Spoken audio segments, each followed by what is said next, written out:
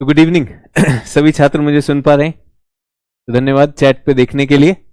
आप सबका एक बार फिर से स्वागत है। बहुत समय से आप और मैं एक साथ एक क्लास में नहीं हो पा रहे थे। शायद हमने सैटरडेज को सिर्फ आंसर राइटिंग की क्लास की थी। तो आशा है आपकी ज्योग्राफी की जर्नी, भूगोल की जर्नी अच्छी चल रही होगी। परीक्षा आपने देखी होगी, प्रीलिम्स भी आपने देखा और उससे पहले रिजल्ट भी आया। बहुत से छात्र उसमें अच्छे रिजल्ट्स, अपने सपनों को साकार कर पाए हैं और आशा है आप भी उसी यात्रा में अपने कदमों के साथ आगे बढ़ते चले जा रहे हैं। तो सभी लोग गुड इवनिंग। तो विश्व भूगोल के बाद अब हम भौतिक भूगोल पर आए हैं। आज भूगोल का फिर से एक परिचय होगा, इस क्लास का एक परिचय होगा। इससे मेरी क्या अपेक्षाएं और आपकी क्या अपेक्षाएं, उस पर हम बात करेंगे। ठीक है। बीच में गैप आ जाने की वजह से आशा है आपका जोश कम नहीं हुआ होगा। तो ज्योग्राफी को लेकर जोश अभी भी हाई बना हुआ है कि नहीं? क्विकली सभी छात्र जो मुझे सुन पा रहे हैं, बिल्कुल मैंने भी आप लोगों को बहुत मिस किया और वापस फिर से भौतिक भूगोल की शुरुआत करने वाले हैं। हाई चल रहा है? चलिए ठीक है, जोश हाई है। और होश कैसा चल रहा है? क्लास में क्रैक तो नहीं आया है? प्रीलिम्स आया, बीच में रिजल्ट आए, बीच में बहुत सारी चीजें हुई होंगी आपके जीवन में, परीक्षा, यूनिवर्सिटी के एग्जाम हुए होंगे बहुत से छात्रों के। तो क्लास अभी भी क्रैक तो नहीं हुआ है? मजबूती से काम कर रहे हैं कि नहीं कर रहे हैं? ठीक है, जोश एकदम हाई है। कुछ छात्र जो नए हैं, जो एकदम अभी हमसे जुड़े हैं, जिनको पहली क्लास शायद भौतिक भूगोल में ही मिल रही है, मेरी विश्व भूगोल की क्लास अगर आपने नहीं की है तो आपका वेलकम। मेरा नाम है सचिन अरोड़ा। मैं केजीएस में सिविल सर्विसेज का भूगोल का खंड में देखता हूँ। इससे पहले मैंने हिंदी माध्यम में विश्व भूगोल पर कुछ चर्चा की। मेरा उद्देश्य उसमें यह था कि आपको भूगोल के एक उपकरण जिसको मानचित्र कहते हैं, एटलस, उससे मैं आपसे परिचित कराऊं। भूगोल के पढ़ने की, पठन पाठन की शैली, भूगोल की चुनौती, इससे आपको परिचित कराऊं। और प्रारंभिक में आपने देखा होगा मानचित्र आधारित बहुत से प्रश्न और खासकर जो समसामयिक मुद्दे जो आजकल हम विश्व में सुनते हैं, उन सब पर आधारित बहुत से प्रश्न आए। ठीक है, तो आशा है आप लोग प्रेरित होंगे कि आप अपने लक्ष्य को अर्जित करने के लिए जो भी चाहिए होगा उसे करने के लिए तैयार हैं। तो जो लोग नए जुड़े हैं, आप सबका एक वेलकम। और जो लोग पुराने मेरे साथ विश्व भूगोल कर चुके हैं, आपके लिए डबल वेलकम है कि हम उस यात्रा को आगे बढ़ाएंगे। सर, प्रीलिम्स में जो भी वर्ल्ड ज्योग्राफी में पढ़ी थी वो सर सब सही हो गया की बात है। बहुत सारी चीजें ऐसी थी विश्व भूगोल के, मेरे ख्याल से 4-5 जो समसामयिक मुद्दों से जुड़े हुए सवाल थे वो आए। मैप मानचित्र से बहुत अच्छे से हल होते हैं। भौतिक भूगोल के मेरे ख्याल से 4 सवाल आए थे, जो मैंने सवालों का डिस्कशन भी लिया था, उसमें हो जाएगा। और भारत भूगोल से लगभग 10 सवाल, तो 15 से 17 सवाल उसमें आते हैं। चलिए ठीक है, तो वेलकम। तो आज क्या करेंगे देख लें। सर, मैं ऑप्शनल ज्योग्राफी रखना चाहती हूँ। ऑप्शनल भी आप ही पढ़ाएंगे? जब मैं पढ़ाऊंगा तो बिल्कुल ऑप्शनल मैं ही पढ़ाऊंगा, तो वो रहेगा। लेकिन अभी हमने डेट कुछ निर्धारित नहीं की, आपको सूचित कर दिया जाएगा। ठीक है, चलिए तो वेलकम। इसी जोश और होश के साथ शुरू करते हैं। आज करेंगे क्या? भौतिक भूगोल का पाठ्यक्रम। तो भौतिक भूगोल क्या है, इसका परिचय लेंगे हम। तो पहली चीज, ये क्लास किसके लिए है? तो ये इंग्लिश मीडियम बैच है। तो ये बैच सभी छात्र इंग्लिश मीडियम बैच है। अधिकांशतः मैं हिंदी में बोलूंगा, अधिकांशतः मैं हिंदी में ही बोलूंगा। लेकिन कुछ एक चीजें मैं उन्हें अंग्रेजी में भी उनकी बात और उनका रूपांतरण आप तक आएगा। तो कुछ शब्दों का मैं अंग्रेजी का भी प्रयोग करूंगा। ठीक है, जो आपको मटेरियल मिलेगा, स्टडी मटेरियल और रेफरेंस मिलेगा, ये हिंदी और अंग्रेजी दोनों में मिलेगा। हिंदी प्लस इंग्लिश दोनों में मिलेगा। ठीक है। नोट मेकिंग जो छात्र नए हैं उन सबसे अनुरोध है कि नोट मेकिंग में क्या करना होता है। नोट मेकिंग का अगर ध्यान देंगे तो नोट मेकिंग में क्या करना है, तो नोट मेकिंग में मैं बताना चाहता हूं कि जब मैं क्लास में आपसे बात कर रहा हूं तो क्लास की इंपॉर्टेंट पॉइंट्स को, जो मुख्य बिंदु हैं, मुख्य बिंदुओं को अपनी कॉपी में लिखिए, नोटबुक में लिखिए। जो भी चीजें अगर मैं कोई रेखा चित्र बनाता हूं, कोई डायग्राम बनाता हूं, कोई मानचित्र बनाता हूं, मैप बनाता हूं, तो आप उसे अपनी कॉपी में बना लीजिए। कोई टेबल बनाता हूं, बना लीजिए। इनको क्या कहा जाएगा? इनको कहा जाता है running notes. Running notes plus इनको कहा जाता है जॉटिंग्स। यहां आपका ध्यान क्लास को समझने में ज्यादा होना चाहिए। क्लास में क्या बताया जा रहा है उस पर ध्यान होना चाहिए आपका। और अगर वो समझ नहीं आता तो आप अपना डाउट पूछ सकते हैं। ठीक है, बहुत सारे लोग एक साथ जब डाउट पूछते हैं तो कई बार आपका मिस हो जाता है। ये मत सोचिए कि मैं किसी भी प्रकार का भेदभाव कर रहा हूं, हो सकता है आपका डाउट मिस हो जाए। तो हमारे पास एक आस्क डाउट सेक्शन भी रहता है हमारी वेबसाइट पे, केजीएस की वेबसाइट पर। आप वहां पर भी अपना डाउट शिक्षक के नाम के साथ डाल सकते हैं कि भूगोल में सचिन अरोड़ा सर से मुझे ये डाउट क्लियर करना है। ठीक है, सभी लोग को क्लियर है यहां पर? सर मैंने बीएससी मैथ्स का स्टूडेंट हूं, मेरा मैथ्स अच्छा है, मैथ्स ऑप्शनल लेना सही रहेगा। बिल्कुल अगर आपका मैथ्स में रुचि भी है, आपका बैकग्राउंड भी है, तो आप बिल्कुल मैथ्स ले सकते हैं। इस बार मेरे ख्याल से ऑल इंडिया रैंक 23 एक छात्रा है वैशाली हमारे मास्टर स्ट्रोक मेंटोरशिप प्रोग्राम, एकदम फ्री ऑफ कॉस्ट प्रोग्राम ये दिया जाता है, उसमें अभी पास हुई है। उनका वैकल्पिक विषय मैथ्स था और उनकी रुचि भी थी, तो बिल्कुल हो सकता है, इसमें कोई डाउट नहीं रहा।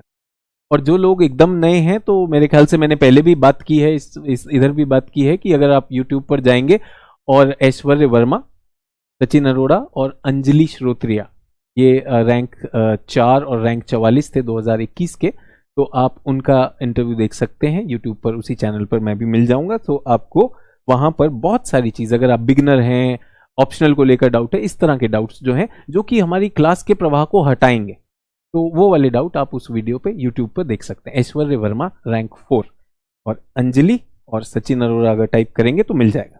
ठीक है, तो पहली चीज तो आपको रनिंग नोट्स लिखने हैं। निश्चित रूप से आपके पास, जब आप मुझे सुन रहे हैं तो सिनेमा की तरह नहीं देखेंगे इस क्लास को, कुछ ना कुछ लिखते रहेंगे। लेकिन क्या लिखेंगे? प्रमुख बिंदु। कुछ चीजों में मैं आपको बता दूंगा ये लिखना है, कुछ चीजों में आप अपने हिसाब से जो आपको इंपॉर्टेंट लगे वो करें। ठीक है, तो प्लीज पेन डार्क कर दीजिए। कुछ मुझे भी लग रहा है कि शायद स्क्रीन की रोशनी ज्यादा है, क्यों है इसका मुझे कारण नहीं पता है, तो मैं अगली क्लास में जरूर तकनीकी इसमें देखना चाहूंगा कि कहां पर क्या चूक हुई है। तो नेक्स्ट क्लास में इसका स्क्रीन का इल्यूमिनेशन कम हो जाएगा। ठीक है, सभी लोग मेरे साथ चलिए। तो ये जॉटिंग हो जाएगा। जॉटिंग के बाद क्या करना है? जॉटिंग के बाद आते हैं नोट मेकिंग। तो ये नोट मेकिंग जो है ना, ये नोट मेकिंग पहले राउंड में नहीं की जाती। तो ये जब आपकी क्लास हो चुकी है, क्लास के उपरांत आफ्टर क्लास की जाएगी। आफ्टर क्लास आपको जो हैंडआउट दिए जा रहे हैं, जो स्टडी मटेरियल जो केजीएस की तरफ से दिया जा रहा है, और साथ में एक किताब, मैं चाहूंगा कि सभी लोग एक पुस्तक भी करेंगे। और आप लोगों के लिए मैं सभी से एक एनसीईआरटी क्लास 11th का अनुरोध करने वाला हूं। तो ये किताब आप लोगों को मेरे साथ करनी। ठीक है, सभी लोग मेरे साथ? ठीक है, तो ये नोट्स इस तरह से होंगे और क्लास इस तरह से होगी। तो क्लास में जॉटिंग्स होंगी, रनिंग नोट्स लिखे जाएंगे और क्लास के बाद में पेयर कर लिए जाएंगे। कोई डाउट इस पर, इससे संबंधित और कोई डाउट ना दें। बेटा ब्राइटनेस कल कम हो जाएगी, आज सिर्फ एक इंट्रोडक्शन है, तो आज भर इससे निभा लीजिए। एनसीईआरटी न्यू या ओल्ड, बिल्कुल अच्छा वाजिब सवाल है कि सर नई एनसीईआरटी लेनी है, ओल्ड लेनी है। अभी सब कुछ क्लियर करूंगा। देखिए, भूगोल से जुड़े कोई भी प्रश्न, भौतिक भूगोल से जुड़े कोई भी प्रश्न, जीएस ज्योग्राफी से जुड़े प्रश्नों के लिए मंच है, तो आप बिल्कुल पूछ सकते हैं। तो एनसीईआरटी और कौन सा बुक पढ़ना है, चंदू जी ने ये पूछा है, बिल्कुल बता रहा हूं अभी।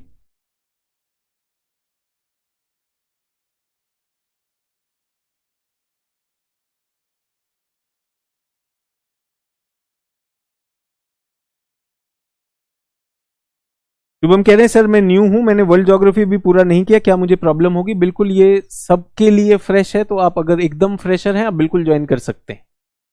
बस होगा क्या कि आपको मानचित्र बनाना और एक विश्व की समझ अभी नहीं होगी, आप साथ साथ में वो कर सकते हैं। तो आज पहला दिन आपका और मेरा दिन, आप मुझे पहचाने, मैं आपको पहचानूं।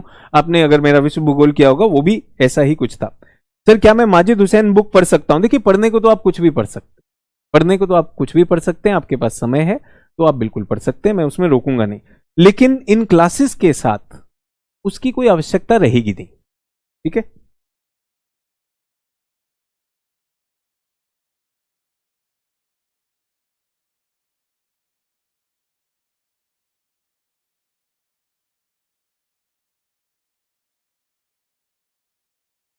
दीपू दिवाकर कह रहे हैं सर महेश कुमार बर्नवाल जी की बुक ले सकते हैं हम? भाई आपकी जेब है, आपका पैसा है, आपके आसपास दुकान है, जाके खरीद लीजिए। ले तो आप बिल्कुल सकते हैं, कोई जरूरत हो तो देखिएगा, वरना मेरा काम है इसको पूरा करवाना। और मेरे ख्याल से अगर भौतिक भूगोल की कोई मानक किताब है तो बढ़िया किताब है वो एनसीईआरटी क्लास 11 भाग 1 है।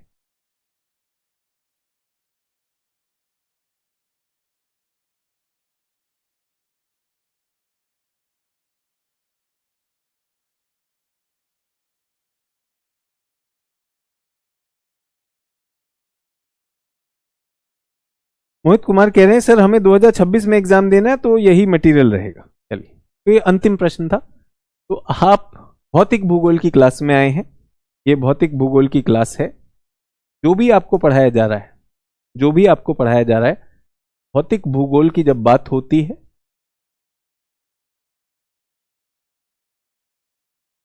ये भूगोल के सिद्धांत देता है। क्या देता है? प्रिंसिपल देता है, प्रिंसिपल्स, है ना। तो मुझे बताइए, न्यूटन का सिद्धांत, न्यूटन का सिद्धांत जब आप छोटे थे और अब आप बड़े हो गए हैं तो क्या बदल गया है? तो भौतिक भूगोल आप अगर 2024 का दे रहे हैं, 25 का दे रहे हैं, 26 का दे रहे हैं, बिल्कुल है। और अगर आपको यूपीएससी खुद के लिए नहीं देना है, अपने पोते के लिए रख रहे हैं, 2072 में वो देगा तो भी मान्य है, सबके लिए मान्य है। ठीक है, आपके पोते के लिए भी मान्य है, कोई दिक्कत नहीं होगी। सिद्धांत है वही रहेगा। पानी है, तापमान बढ़ेगा, वाष्पित हो जाएगा, आपके लिए भी, आपके बेटे के लिए भी, आपके पोते के लिए भी। विश्वास कीजिए, अगर इसी ग्रह पे जीवित हैं तो बिल्कुल यही रहेगा, तो ऐसी चिंता नहीं करनी है। आधे लोग तो सर 26 में देना, 26 वालों से अनुरोध है, बेटा अपने को सीरियस रखिएगा। 26 वालों का भाई आज ही क्या सारा उखाड़ देंगे, नहीं नहीं नहीं। 26 वालों को खास ये ध्यान रखना है कि आप हो सकता है अभी अपनी ग्रेजुएशन कर रहे हैं, तो हो सकता है आपकी पढ़ाई में बीच में व्यवधान आए, तो अपनी लय को लीजिए, आपके लिए वो ज्यादा इंपॉर्टेंट है। ये ना सोचिए कि सर 72 में जब मेरा पोता देगा तो तब ये रहेगा कि नहीं रहेगा, बिल्कुल यही रहेगा, इसमें कोई दिक्कत नहीं। समझ में आ गया? तो 24, 25, 26 वाले तो आपके लिए तो लिख ही दिया। आधे लोग खुश हो गए होंगे कि भाई मेरा साल तो आ गया, बाकी मैंने 72 तक का मामला कर दिया, तो कोई टेंशन ना लें। ठीक है, अब रही बात किताब की, किताब पे आ जाते हैं। सचित्र लेकर आया हूं, सचित्र लेकर आया हूं चित्र के साथ, ताकि आप घबराएं नहीं। तो पहली बात है, ये 6ठी की एनसीईआरटी, ये 7वीं की एनसीईआरटी, 8वीं की एनसीईआरटी? 6ठी, 7वीं, 8वीं। सर मैं हिंदी मीडियम का हूं। सर 6ठी, 7वीं, 8वीं हिंदी एनसीईआरटी। सर ये बहुत महंगी मिलेंगी, फ्री उपलब्ध है वेबसाइट पर। तो सारे बहाने जितने भी हैं लेकर आए वो सब हटा दिए हैं। ये किसको पढ़नी है? ये किसको पढ़नी है? सभी लोग, ये किसको पढ़नी है? अगर आपने अभी अभी स्कूल पास आउट किया है, अगर आप अभी 12वीं में हैं और 12वीं पास आउट किया है और यूपीएससी की तैयारी शुरू की है, तो आप निश्चित रूप से यहां से प्रारंभ करें। Please start with this. ये मैंने पहले भी बताया है, अगर आप यहां पर हैं, बिल्कुल यहां पर हैं, तो इसको पढ़ेंगे। क्या इसके नोट्स बनाने? बिल्कुल नहीं बनाने हैं। सर ओल्ड लेनी है, न्यू लेनी है? एनसीईआरटी ने न्यू ही डाल रखी है, बिल्कुल न्यू लेनी है, कोई भी ओल्ड नहीं लेनी, किसी भी छात्र को ओल्ड नहीं लेनी। ठीक है सर, हमने 11वीं की एनसीईआरटी पूरी पढ़ी है, उसमें बहुत सारे डाउट हैं, आशा करता हूं कि आप क्लास में डाउट ले लेंगे। बिल्कुल है, 11वीं की एनसीईआरटी कठिन एनसीईआरटी, ये सरल एनसीईआरटी इसलिए कहा बिगिनर्स के लिए। इस किताब को पहली बार पढ़ेंगे, अगर आपको कोई डाउट हो तो किसी के पास नहीं जाएंगे, किसी के पास नहीं जाएंगे, उसको दोबारा पढ़ लेंगे, क्योंकि वो सिर्फ ये बताता है कि पृथ्वी गोल है और आपको समझ नहीं आ रहा पृथ्वी गोल है, तो इसलिए क्या होता है दोबारा पढ़ते हैं, पृथ्वी गोल ही रहेगी। ऐसा नहीं कि मास्टर जी जाएंगे तो मास्टर जी उसको घुमा देंगे, उसका नाम नहीं घुमाएंगे, नहीं नहीं, लेकिन वो वाले मास्टर जी बोले पूरी गोल नहीं है, लिजियोइड है, हाँ वो भी इसी किताब में लिखा होगा, अगले कदम पे वो भी लिखा होगा। तो आधा यूट्यूब रील से देखा और आधा किताब से देखा, ये वाला मिक्स मत करिएगा, शराब और सोडा मत मिलाइएगा, ये पढ़ाई है। तो इसको क्या करेंगे, 6ठी, 7वीं, 8वीं पढ़ा, और अगर आपको लगता है कि मैं ग्रेजुएट हूं, मैं 12वीं पास कर दी और मुझे 6ठी, 7वीं, 8वीं नहीं आई, तो बताइए अपने को कि भाई ये बहुत बड़ी चीज नहीं है, इसको दोबारा पढ़ना है। ये हमारे किस काम आने वाली है? हमारा आत्मविश्वास बढ़ाती। ठीक है, सिर्फ इसलिए ये किताबें बहुत सरल हैं और ये सिद्धांत कम देते हैं, जानकारी ज्यादा देते हैं। ठीक है, अगर अगर मुझे जानकारी देनी हो, मेरा नाम सचिन है, आप कहीं समझ नहीं आया, भाई जानकारी में समझना नहीं है, तो ये जानकारी वाली किताब है। एक दूसरा काम ये क्या कर सकती है किताब, ये आपको थोड़ी सी एक आदत डालेगी एक पढ़ाई की। इस चीज की आदत, एक पढ़ाई की, कि एक किताब को क्रमवार तरीके से कैसे पढ़ना। ठीक है, तो सभी लोगों से मेरा रिक्वेस्ट है कि इस किताब को जरूर पढ़ें अगर आप बिगिनर हैं। अगर आप मेरे साथ कह रहा है कौन सी वेबसाइट में फ्री मिलेगा बेटा, देश में रहते हो या एनआरआई हो, ये बताओ। एनसीईआरटी की वेबसाइट पे जाना है, तुम्हें तो लग रहा कहीं से जाके चोरी करनी है, ना ना ना, एनसीईआरटी की वेबसाइट पे जाना है। एनसीईआरटी की वेबसाइट पे फ्रीली उपलब्ध है। उसी तरह से NIOS, national institute of open schooling, वो भी एक बहुत अच्छी वेबसाइट है, उनकी भी अपनी किताबें हैं, बच्चों के पढ़ाने के लिए फ्री में दी जाती है। और उस वाली वेबसाइट पे मत जाना जिस पे जाते हो, उस वाली पे ये सब नहीं मिलता पढ़ने का सामान, वो गलत वाला मिलता है। ठीक है, ध्यान इसी पे रहेगा। बोल रहा कौन सी वेबसाइट पे जाना है। और ये भी बता दूं, केजीएस तक ने डाली हुई है आपके मटेरियल में। अपने केजीएस के प्लेटफॉर्म और ऐप से तो परिचित होइए। तो जहां आप मेरा वीडियो देखते हैं उसी के साथ में स्टडी मटेरियल भी आता है बच्चों, अनाउंसमेंट्स भी आते हैं, थोड़ा परिचित हो जाइए। जो लोग नए हैं केजीएस में, इस ऐप से, ये ऐप आपका सहारा है और आप इस ऐप को पूरी तरह से यूज करें। ठीक है, ये किताब किसके लिए, बिगिनर्स के लिए। सर मैं बिगिनर हूं लेकिन मैं पढ़ना नहीं चाहता, मैं सीधा 11वीं पढ़ूंगा। नहीं करिए ये काम, मत करिए ये काम, क्योंकि इसमें आपकी भाषा के कदम और आपका लय बनने में मदद होती है। प्लीज करिएगा। अगर आप बिगिनर से एक लेवल ऊपर आ चुके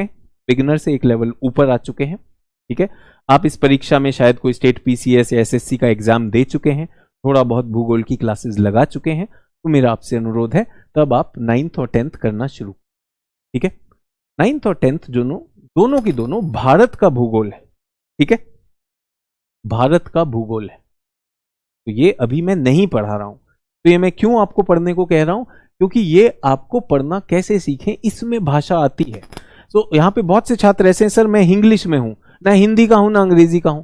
तो जिस भी माध्यम में आप जाना चाहते हैं, अच्छी बात क्या है कि एनसीईआरटी दोनों माध्यमों में उपलब्ध है। तो आप इंग्लिश के हैं, आपको एग्जाम इंग्लिश में लिखना है, तो ये किताब आपको भाषा, भूगोल की भाषा देगी। सरल है। कोई डाउट हो तो उसको मार्क करके रख लीजिएगा। जब मैं भारत का भूगोल पढ़ाऊंगा आप पूछ लीजिएगा, मैं बता दूंगा। इस किताब के भी नोट्स नहीं बनाने, पिछली वाली तो केवल पढ़नी थी। इस किताब के मार्जिन में जो पेज होता है, पेज के साइड में लिख दीजिएगा अगर आपको कोई डाउट है। सर मेरे पास तो पीडीएफ है सर, उसमें कैसे लिखते हैं? जिनके पास हार्ड कॉपी है वो लिख सकते। ठीक है, सभी को समझ में आ गया? कोई बता दें सर, एनसीईआरटी सर जो खान सर फ्रीली अवेलेबल करवाए हैं वो मैंने आपको बता दी है, तो ये यहां पर है। ठीक है, मेरे लिए कौन सी किताब होगी? मेरे लिए किताबें, ये 4 किताबें आप लोगों को मेरे साथ करनी। ठीक है, इस दौरान ये जो कोर्स है, भौतिक भूगोल का कोर्स है, इसमें आप लोगों को आने वाले लगभग 25 क्लासेस में मेरे साथ ये किताब खत्म करनी है। किताब क्लियर हो गई? कौन सी किताब है? Fundamentals of physical geography class 11th part 1 कहते हैं हम इसे। Fundamentals of physical geography part 1। इसके नोट्स भी बनाने होंगे, इसमें से नोट्स बनाएंगे। इसमें से अगर कहीं पर परिभाषा दी हुई है, कोई डायग्राम दिया हुआ है, ये अपने फेयर नोट्स में बनाएंगे। सभी लोग मेरे साथ क्लियर हैं? ये किताब मेरे साथ करनी है।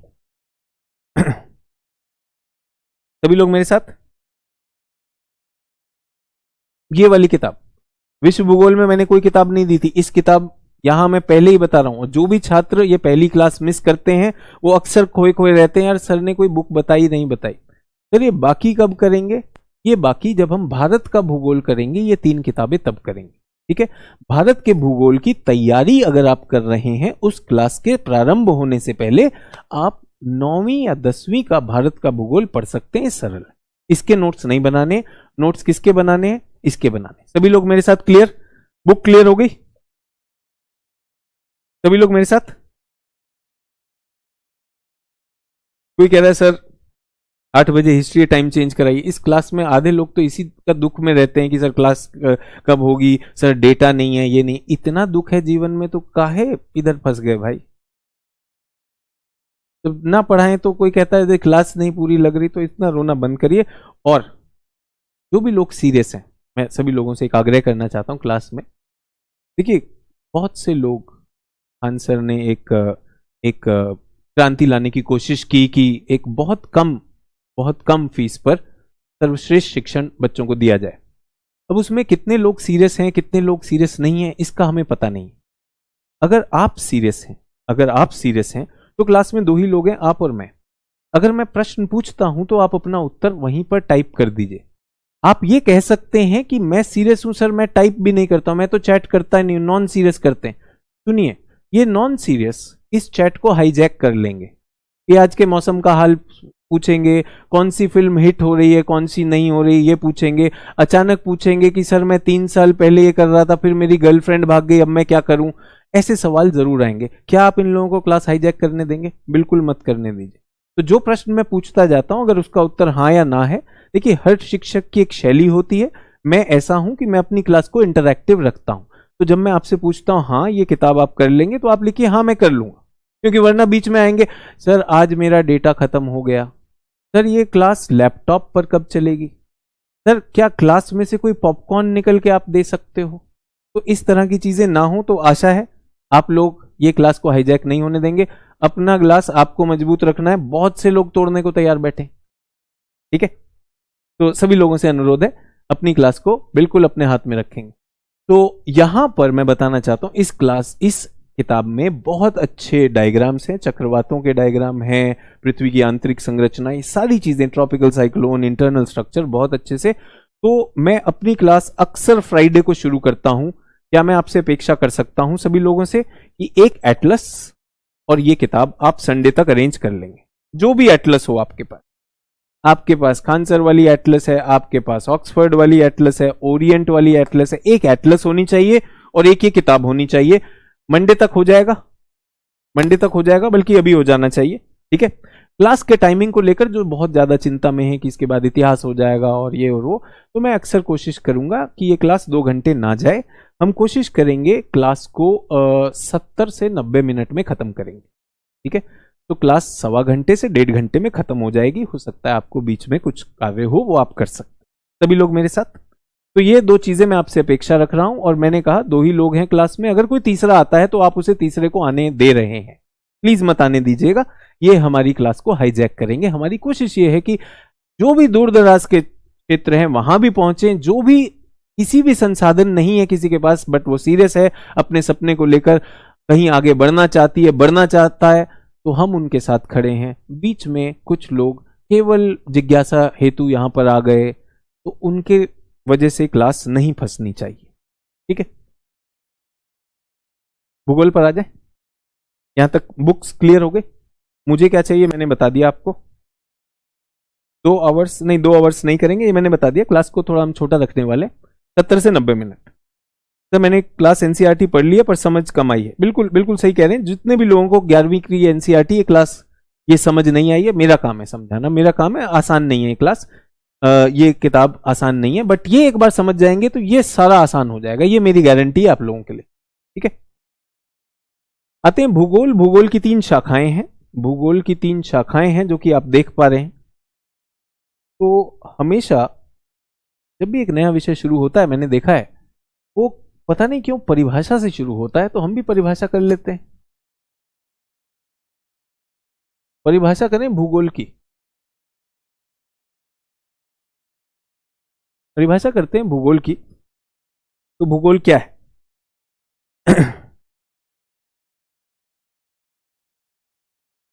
ठीक है। तो भूगोल एक विज्ञान है। ये जॉटिंग्स है, आप साथ में कर सकते हैं, और कुछ कला भी मान सकते हैं इसको, आर्ट्स भी है और साइंस भी। इसको समझने के लिए हमने भूगोल को 3 भागों में बांटा है। 3 प्रकार है। एक है भौतिक भूगोल, और जो बच्चे यहां पर इंग्लिश में अंग्रेजी में सुनना चाहेंगे तो भौतिक भूगोल is called physical geography. Physical और जनरल ज्योग्राफी। भौतिक भूगोल फिजिकल और जनरल ज्योग्राफी है, मानव भूगोल ह्यूमन ज्योग्राफी है। तो ये टेबल बना लेंगे या फ्लो चार्ट। और प्रादेशिक भूगोल को हम कहते हैं रीजनल ज्योग्राफी।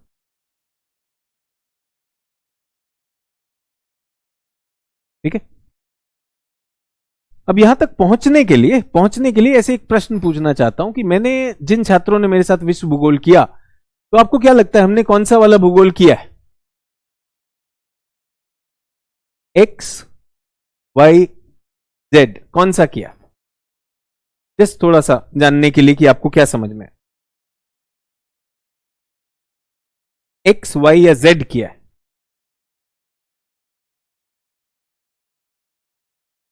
एक्स कह रहे हैं कुछ लोग, जेड कह रहे हैं। अच्छा, एक बात बताइए कि मैंने आपको सिखाया ये ऑस्ट्रेलिया है, ऐसा सिखाया ये ऑस्ट्रेलिया है।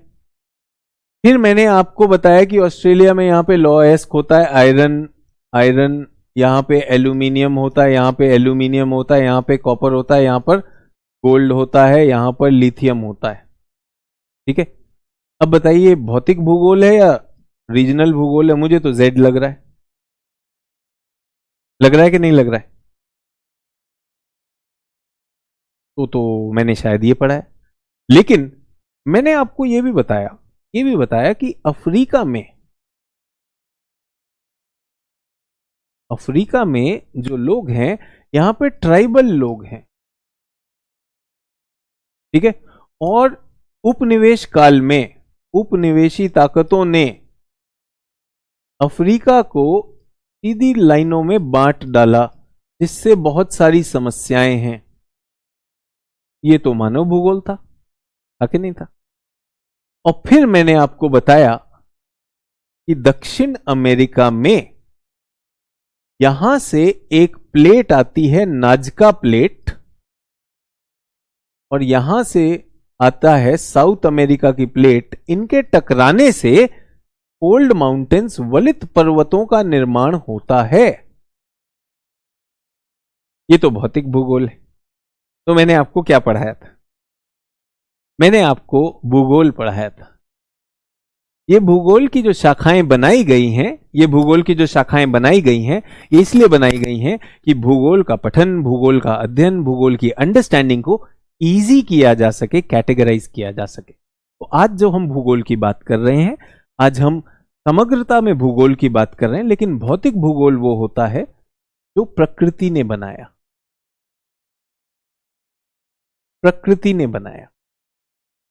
नेचर ने पृथ्वी की सतह को कैसा बनाया, वो भौतिक भूगोल पढ़ता है। ठीक है। लेकिन मानव ने उस सतह को बदल दिया, तो ह्यूमन ज्योग्राफी उसे पढ़ती है। और कहां पर यह कार्य हुआ, ये वहां की बात क्षेत्रीय भूगोल बताता है। आसान है, कोई दिक्कत नहीं। तो जब भी आप एनसीईआरटी पढ़ना शुरू करते हैं, पहले एनसीईआरटी परिभाषा देने की कोशिश करती है। तो मुझे लगा कि परिभाषा तो हो जाएगी, लेकिन मेरे छात्रों ने तो भूगोल पढ़ लिया, भाई। उनको तो पता है कि यार हमें रीजनल भी आना चाहिए, ह्यूमन भी आना चाहिए, फिजिकल भी आना चाहिए कि नहीं आना चाहिए? तो सभी लोगों से मैं चाहता हूं, इसको सोचते हुए मुझे बताएंगे आपके लिए भूगोल क्या है। What is geography for you?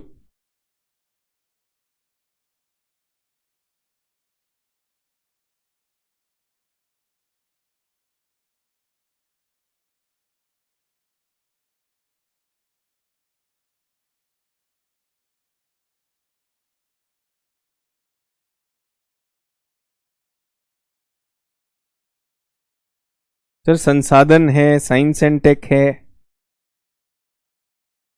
चलिए देखते हैं हमारे लिए क्या है, आगे बढ़े।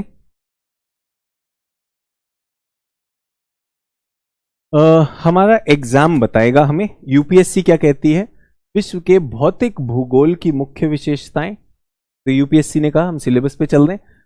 प्राकृतिक संसाधन, तो संसाधन भी आ गए, साथ में उद्योग भी आ गया, भौतिकीय घटनाएं भी आ गई। यूपीएससी हमसे क्या चाह रही है? भौतिक भूगोल चाह रही है। कहां का? विश्व का भूगोल चाह रही है, विश्व का क्षेत्रीय भूगोल भी आना चाहिए, आना चाहिए कि नहीं आना चाहिए? तो हम अगर सिलेबस से चलेंगे, सभी लोग अगर हम सिलेबस से चलेंगे तो हमें दिख जाएगा कि हमें क्या क्या पढ़ना है। सभी लोग क्लियर है? ठीक है।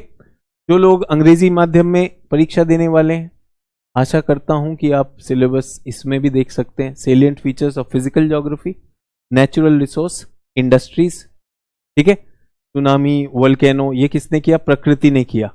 लेकिन संसाधनों में उद्योग किसने लगाए? मानव ने लगाए। तो तीनों का समावेश है, एक्स वाई जेड। तो इसको कहीं पर भी अलग नहीं समझना है। ठीक है। अब कुछ लोग कह रहे हैं कि भौतिक भूगोल पृथ्वी की सतह की, पृथ्वी की स्टडी है, स्टडी ऑफ अर्थ। ठीक है। तो भूगोल को कुछ लोग कह रहे हैं स्टडी ऑफ अर्थ, कुछ ये भी कहते हैं स्टडी ऑफ अर्थ सरफेस। आशा है आप ये लिख रहे हैं।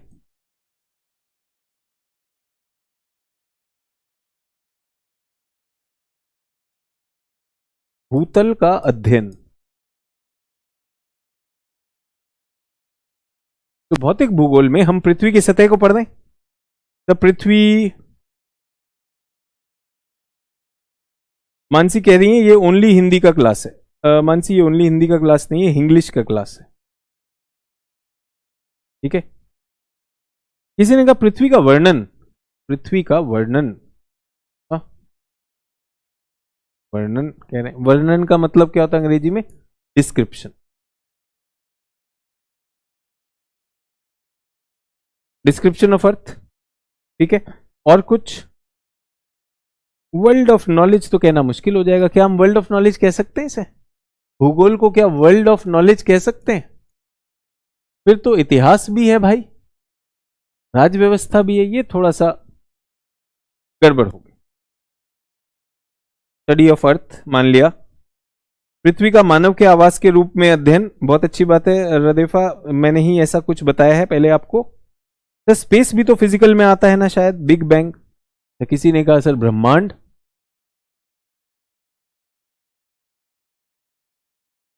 ब्रह्मांड का अध्ययन है, स्पेस यूनिवर्स का अध्ययन है। क्या है ज्योग्राफी? समय और विविधता के साथ परिवर्तन है। की बात है। चलिए और ढूंढते हैं, कुछ लोगों की परिभाषा और ढूंढते। तो मैं एक परिभाषा पढ़ूं, मैं एक परिभाषा पढ़ता हूं। और ये थोड़ा सा एक चलन हो चुका है कि परिभाषा पढ़ना और बच्चे को परिभाषा समझाना, मेरा इस पे बहुत विश्वास नहीं, फिर भी मैं पढ़ रहा हूं। भूतल, पृथ्वी की सतह, ये विभिन्न प्रदेशों में भूदृश्यों की विभिन्नताओं, भौतिक पर्यावरण के साथ मानवीय परिवर्तनों से उभरी दृश्य भूमि का, धरती और मानव के जटिल संबंधों का संयुक्त शक्ति से रूप में चिंतन करना और विश्लेषण करना भूगोल है। कैसा लगा सुनकर? Good evening. कैसा लगा सुनकर ये परिभाषा? सर मैं तो सर इंग्लिश में दे रहा हूं। Geography is the contemplation and analytical study of this diversity of landscape in different regions of the earth surface and landscape emerge from human efforts with the physical environment, the complex relationship. ऐसी किताबें दुश्मन है बच्चों की, ऐसी परिभाषाएं दुश्मन है बच्चों की, जो हमें एकदम से सुला देती कि नहीं सुला देती। खासकर क्लास 12th की एनसीईआरटी पहला चैप्टर इससे शुरू होता है, इसी से भूगोल से नफरत हो जाती, यहीं से खत्म हो जाता है भूगोल। होता है कि नहीं होता है? समझ में नहीं आ रहा यार। भूतल के विभिन्न प्रदेशों, भूदृश्यों, और उसके बाद मैं पता है क्या कहूंगा? ये श्रीमान स्ट्रैबो का मत है, ये श्रीमान कांत का मत है, ये श्रीमान हार्टशॉन का मत है, ये श्रीमान रिटर का मत है, ये श्रीमान हम्बोल्ट का मत है, जो कि भूगोल के पिताजी थे। अरे पिताजी ऐसी बातें थोड़ी करते, बच्चे से सीधी बात करते हैं। ठीक है। फिर हमको मजा आने लगता है, फिर हम क्या करते हैं? डर जाते हैं। डरने के बाद क्या करेंगे? इसे नोट करेंगे और रटेंगे। भाई ये ज्योग्राफी होती नहीं। मेरी तो सारी समस्या ज्योग्राफी के साथ यही रही है कि जब मैंने ज्योग्राफी का मजा, जब मुझे मजा आने लगा ज्योग्राफी में, मैंने कहा ये स्कूल में क्या करते थे यार, हम इतना क्यों तड़पाते थे हमें। तो आप देखेंगे पहली 1-2 क्लास जो है परिभाषाओं में निकल जाती है। तो भूगोल की परिभाषा कैसे करें? तो आप लोगों ने विश्व भूगोल मेरे साथ किया है, तो भूगोल क्या है, भूगोल क्या है इसे देखते हैं। तो मैं कुछ बना रहा हूं, सभी लोग यहां पर थोड़ी देर को एक उदाहरण ले रहा हूं और भूगोल को समझने की कोशिश कर रहा हूं, मेरी तरह से समझेंगे जो मेरे लिए भूगोल है। ठीक है, मेरे लिए परिभाषा है नहीं, मेरे लिए परिभाषा है ही नहीं। हर एक का मत है तो मेरा भी मत होना चाहिए, होना चाहिए कि नहीं होना चाहिए। सर वो हमबोल्ट थे, वो तो भूगोल के पिताजी थे। अरे मैं भूगोल का बच्चा हूं यार, मेरा भी तो मत होना चाहिए कि नहीं होना चाहिए। हर कोई किताब लेता है, एक तकनीकी सी परिभाषा ले आएगा, उसमें उसके शब्दों को बताएगा, देखो यहां पर पृथ्वी का मतलब यह है, सतह का मतलब यह है, मानव का मतलब यह है, आवास का मतलब यह है। मुझे कुछ मतलब समझ में नहीं आता। मैं भारत में रहता हूं, ठीक है, मैं भारत में रहता हूं, सभी लोग ध्यान दीजिएगा, मैं भारत का एक नागरिक हूं और मुझे लगता है कि भारत को अंतरिक्ष में अनुसंधान के लिए एक अग्रणी भूमिका निभानी चाहिए। India should be a leader in space technology. Yes और नो? हाँ या ना? आप मेरे साथ हैं? यस या नो करना है आपको, यस या नो। अंतरिक्ष अनुसंधान में भारत अग्रणी होना चाहिए, होना चाहिए, ठीक है। आप और मैं ये काम करेंगे, इसरो करेगा ये काम? आप और मैं करेंगे या इसरो करेगा, एक वैज्ञानिक करेगा? आप और मैं करेंगे या वैज्ञानिक करेगा? चलिए तो इसरो करेगा। इसरो में कौन बैठता है? इसरो में कौन बैठता है? एक वैज्ञानिक बैठता है। वो कौन होता है? एस्ट्रोफिजिसिस्ट। वो एस्ट्रोनॉमी का प्रोफेसर होता है, वो फिजिक्स का प्रोफेसर होता है, ठीक है। सभी लोग मेरे साथ? बहुत अच्छी बात। एक बात बताइए मुझे, क्या आप चाहते हैं कि भारत विश्व की एक सबसे समृद्ध, समझदार, कामयाब अर्थव्यवस्था हो? चाहते या नहीं चाहते?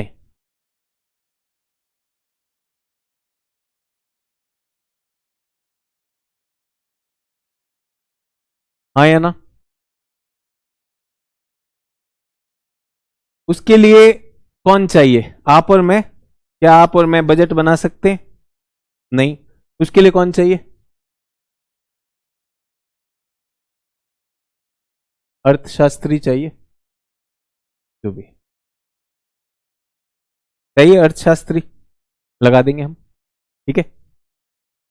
एक बात बताइए, भारत में बहुत सारे डिजास्टर्स होते या नहीं होते? बहुत सारी दुर्घटनाएं होती हैं। अभी हमने देखा, एक रेल दुर्घटना देखी, बहुत दर्दनाक बात है। तो क्या भारत में आपदाग्रस्त होना चाहिए, आपदा प्रबंधन होना चाहिए? आपदाग्रस्त देश चाहते हैं, आपदा प्रबंधित देश चाहते हैं?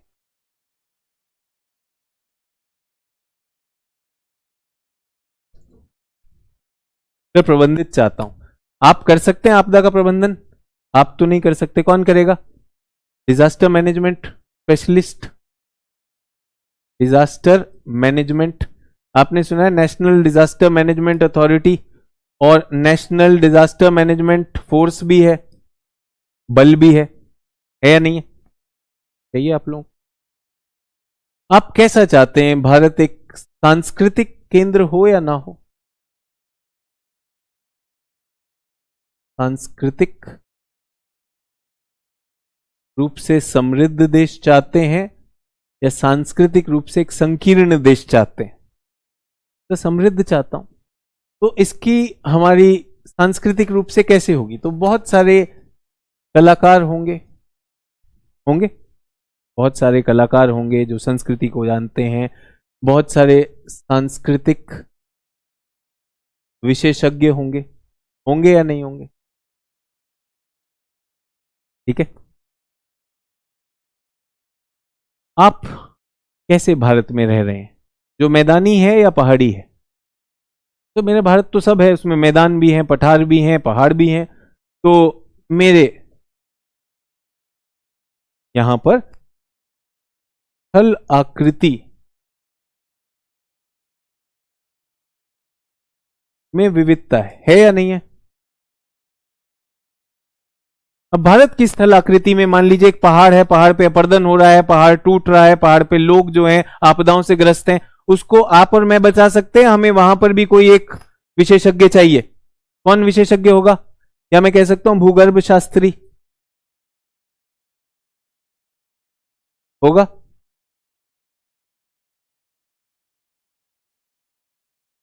सुनते हैं अरब सागर में चक्रवात आया है। चक्रवात, बादल फटना इत्यादि की सूचना, इस सब की सूचना और इस सब का पहले ही हमारे पास कोई तंत्र हो जो इस सब को फोरकास्ट कर सके। कर सकते हैं फोरकास्ट, इंडिया मेट्रोलॉजिकल डिपार्टमेंट होना चाहिए कि नहीं होना चाहिए? तो जलवायु की विविधता है देश में, इस सब को भी रोकना है कि नहीं रोकना है? तो इसके लिए कौन होगा? जलवायु विशेषज्ञ। मुझे लगता है कि भारत एक कृषि प्रधान देश है, तो भारत की कृषि पर खास, अगर हमें भारत के किसानों की आय बढ़ानी है, भारत के एक बहुत बड़ी आबादी की आय बढ़ानी है, तो कृषि पर खास बल देना होगा कि नहीं होगा? तो भारत में आप बढ़िया कृषि चाहते हैं? आप कृषि कैसी चाहते हैं? मैं चाहता हूं कि हमारी कृषि सस्टेनेबल हो। सस्टेनेबल क्या होती है? पोषणीय कृषि, जो आज की पीढ़ी के लिए भी हो, आगे भी हो, सब कुछ हो। और कृषि हमारी कहीं ना कहीं पर अत्याधुनिक भी होनी चाहिए और उसमें पारंपरिकता भी होनी चाहिए, है ना? ये सब होनी चाहिए। कृषि के लिए कौन चाहिए? कृषि मृदा, सो मृदा विशेषज्ञ चाहिए कि नहीं? है ना? बहुत सारी चीजें, आप बताइए मैं ऐसे कितनी चीजें निकाल सकता हूं। आपको भारत में ये सब चाहिए कि नहीं चाहिए? ठीक है, एक कला विभाग है, एक मृदा विभाग है, एक अर्थशास्त्र है, एक डिजास्टर है, एक स्पेस है, एक चिकित्सा विभाग है, ठीक है, एक भूगर्भ शास्त्र है, एक जलवायु विभाग है। ये सारे विभाग काम कर रहे हैं कि नहीं कर रहे हैं? ठीक है, इन सब के लिए कोई कह रहा है सर आप कहना क्या चाहते हैं? बिल्कुल सर, आप कहना क्या चाहते हैं अब ये बताइए। तो मैं भूगोल की परिभाषा देना चाहता हूं, और मेरे पास बहुत से छात्र ऐसे हैं जो साक्षात्कार, जब यूपीएससी के इंटरव्यू में जा रहे होते हैं, बोलते हैं सर हमसे कई बार ये ख्याल आता है कि ये सवाल अगर पूछेंगे कि आप आईएएस क्यों बनना चाहते हो, तो हमें ये नहीं पता। और दूसरा, भूगोल आपका विषय है तो भूगोल कैसे आपकी मदद करेगा आईएएस बनकर? तो इस पर मैं जवाब देना चाहता हूं। सभी लोग यहां पर, बच्चों एक बात बताइए, ये एक्सपर्ट है, कलाकार अपनी कला का एक्सपर्ट है, चिकित्सा का एक्सपर्ट, डॉक्टर, भूगर्भ शास्त्री, जलवायु, ये सब एक्सपर्ट हैं या नहीं है? इन सब एक्सपर्ट्स को जोड़ता कौन है? इन सब एक्सपर्ट्स को एक तो ऐसा भी होना चाहिए जो जोड़ेगा, क्योंकि हो सकता है मृदा विशेषज्ञ अर्थशास्त्र से ज्यादा हिसाब ना हो उसका, वो केवल मृदा के लिए सोचे, वो ये ना देखे अर्थशास्त्र देश उसे अफोर्ड कर सकता है कि नहीं कर सकता। ये आईएएस है। आईएएस क्या है? जनरलिस्ट। वो सबसे समन्वय बिठाता है। नहीं, आप ज्योग्राफी सोच रहे थे, मैं ज्योग्राफी नहीं बता रहा था, मैं तो आपका करियर बता रहा था।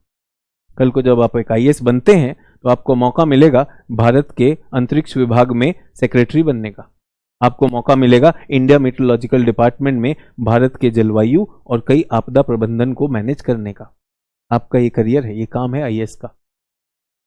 और विषयों में आईएएस कौन है? वो है भूगोल।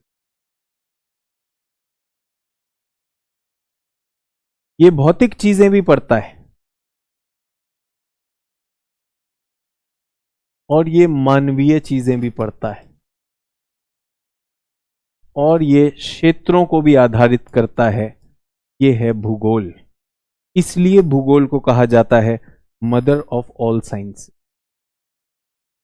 ऐसा कहा जाता है कि दर्शन शास्त्र के बाद अगर कोई ऐसा विषय है जो सबको जोड़ दे, जिसके लिए इशू मैटर नहीं करता कि कौन सा विषय पढ़ना है, लेकिन उनको कैसे जोड़ना है, ये है भूगोल। अगर आपने मेरे साथ विश्व भूगोल किया है क्या आपने देखा कि मैं विश्व में जो भी समस्याएं हैं, भौतिक समस्याएं, उनसे भी, चुनौतियों से परिचित करवाया। फिर मैंने आपको भू राजनैतिक चीजों से, अर्थव्यवस्था से भी परिचित कराया, उन क्षेत्रों के। फिर मैंने ये भी बताया कि किस तरह से अनुसंधान होता है। तो किसी ने अभी मुझसे कहा शशि कुमार कह रहे हैं sir, history is mother of all. तो इतिहास भी, इतिहास वाले दुखी ना हो किसी भी प्रकार का। ये दो विषय ऐसे हैं, दो विशेष विषय हैं कि इनको, ये किसी से भी जुड़ सकते हैं, कि किसी के भी बारे में बता सकते हैं, लेकिन इनमें ये विषय ऐसे हैं, ये समन्वय का कार्य करते हैं, जो एक आईएएस करता है। एक आईएएस का काम क्या है? आईएएस का काम है भूगर्भ शास्त्री से बात करके बताए कि ये भूकंप जो आया, इसकी तरंगों से कौन से पर्वत में क्या डिजास्टर हो सकता है। ये आईएएस का काम है, ये समन्वय बिठाने का काम है। समझ में आया? तो ज्योग्राफी का जो हम कहते हैं पृथ्वी की सतह की का अध्ययन, पृथ्वी की सतह का अध्ययन, आप खुद सोचिए, आप खुद सोच के बताइए, पृथ्वी की सतह का अध्ययन कब तक सुनूंगा? पृथ्वी की सतह तो मैं ही बना रहा हूं। एक तो मुझे भौतिक सतह मिली है और एक मानवीय सतह मिली है। तो ये जो हम कार्य करने वाले हैं, अभी जो हमारे पास आया है, भूतल के विभिन्न प्रदेशों, जहां भी जो भी क्षेत्र है, वहां के भूदृश्यों की विभिन्नताएं, वो अलग अलग क्यों हैं, पर्वत अलग क्यों हैं, मैदान अलग क्यों हैं, उनकी भौतिक पर्यावरण कैसी है, और वहां मानव प्रयत्न क्या है, आर्थिक में क्या कर रहा है, राजनीतिक में क्या कर रहा है, मृदा में क्या कर रहा है, विज्ञान में क्या कर रहा है, उनसे उभरे हुए भूदृश्य जो मानव और प्राकृतिक दोनों के मेल से बनते हैं, उसका चिंतन और विश्लेषण भूगोल कहलाता है। भूतल पर कौन से प्राकृतिक एवं मानवीय भूदृश्य हैं? तो जैसे मैं एक प्राकृतिक भूदृश्य बताऊं आपको, तो मैं कहूंगा प्राकृतिक में आएगा पर्वत निर्माण, कि पर्वत कैसे बनते, ठीक है। मानवीय में मैं बताऊंगा कि कृषि कहां हो रही है, कहां नहीं हो रही, मानवीय में, ठीक है। किन कारणों से ऐसा हुआ, तो पर्वत यहीं क्यों बना, कहीं और क्यों नहीं बना, तो भाई यहां पर प्लेटें टकराई थी, तो उन कारणों को करेंगे। कृषि के लिए जावा द्वीप पर इतनी ज्यादा कृषि क्यों हो रही है, छोटा सा द्वीप है, कारण यह है कि वहां पर काली मिट्टी मिलती है, ज्वालामुखी से जो मृदा आई, वो कारण भी जानेंगे। उसके बाद मानव के किस प्रकार, ये हमें किस प्रकार प्रभावित कर रहा है, तो वो जो पर्वत है वो हमें किस प्रकार प्रभावित करता है, उसकी वजह से वर्षा होती है या नहीं होती, वृष्टि क्षेत्र और वृष्टि छाया क्षेत्र बनता है, वो हमें ऐसे प्रभावित करता है। मानवीय में वहां पर इतना ज्यादा काम हो रहा है कि उस क्षेत्र में पर्यावरणीय संकट हो गया है जावा में, तो ये सारी चीजें हम यहां पर करेंगे। और मानव से किस प्रकार प्रभावित होता है, मानव ने इन क्षेत्रों को किस प्रकार प्रभावित किया, ये हम कार्य करने वाले। सभी लोग समझ में आए? तो एक आईएएस का काम, एक आईएएस का काम समन्वय का काम है। तो कल को जब आप सोचते हैं कि मुझे आईएएस क्यों बनना चाहिए, तो विश्वास कीजिए मैं शिक्षक हूं, मेरा काम हमेशा आजीवन शिक्षण से जुड़ा रहेगा। लेकिन अगर आप एक आईएएस ऑफिसर हैं, तो हो सकता है 2 वर्ष आप शिक्षा विभाग में थे और 2 वर्ष आप कृषि विभाग में चले गए, उसके बाद 2 वर्ष आप अंतरिक्ष विभाग में चले गए, उसके बाद 2 वर्ष आप सड़क निर्माण विभाग में चले गए। मुझे नहीं लगता कि इससे ज्यादा विविध कार्य क्षेत्र कहीं और होगा। इसलिए आईएएस के लिए जब भी आप सोचते हैं, जब भी आईएएस सोचते हैं, तो ये मत सोचिए कि ये एक बड़ी प्रतिष्ठा वाली नौकरी है, किसी ने कहा आईएएस बन जाओगे तो जिंदगी बन जाओगे। इससे बढ़िया, इससे विविध, इससे ज्यादा अनुभव वाली नौकरी मिलेगी नहीं। और आप किस स्तर पे काम करते हैं, देश के स्तर पे काम करते हैं, और हर एक विभाग में आप एक्सपर्ट नहीं है, लेकिन आपके साथ हमेशा एक्सपर्ट होंगे, जिससे आप निर्णय ले सके। भूगोल भी कुछ ऐसा ही करने वाला है, सबका केंद्र बनेगा, थोड़ा अर्थव्यवस्था भी समझेगा, थोड़ा राज्य व्यवस्था भी समझेगा, थोड़ा सामरिक दृष्टि से भी देखेगा। और भौतिक भूगोल जो अभी मैं करवाने वाला हूं, उसमें हम देखेंगे क्या भौतिक प्रक्रियाएं हैं जिससे पर्वत बने, पठार बने, मैदान बने, जिससे पृथ्वी बनी। सबसे बड़ी बात, अंतरिक्ष में काम किसका है? अंतरिक्ष में काम तो एस्ट्रोफिजिक्स का है। कई बच्चे मुझसे पूछते हैं कि सर हम ज्योग्राफी में स्पेस क्यों पढ़ते हैं? क्योंकि ज्योग्राफी से पृथ्वी को पढ़ना है। पृथ्वी आई कहां से? अंतरिक्ष से आई है। अंतरिक्ष से आई है कि नहीं आई? तो कैसे आई है पृथ्वी? जल्दी से बताइए, पृथ्वी की उत्पत्ति कैसे हुई? कुछ बच्चों को अगर पता हो तो बताएंगे। पृथ्वी कैसे बनी? पृथ्वी कैसे बनी? जल्दी से बताएंगे, पृथ्वी कैसे बनी?